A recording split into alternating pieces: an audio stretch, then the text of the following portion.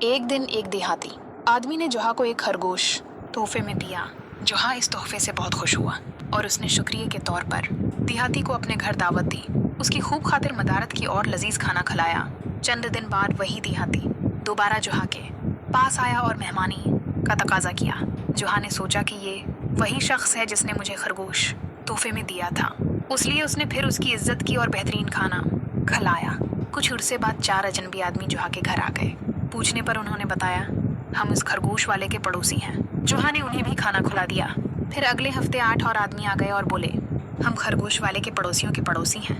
یہ سن کر جوہا اندر گیا اور ایک برتن میں بالکل صاف پانی لے آیا۔ مہمان حیران ہو کر بولے، یہ کیا ہے؟ جوہا مسکرا کر بولا، یہ شوربے کا شوربہ ہے، یعنی خرگوش کے شوربے کا شوربہ۔ یہ سن کر سب اپنی مفت خوری پر شرمندہ ہوئے اور ہنستے ہوئے وہاں سے رخصت ہو گئے۔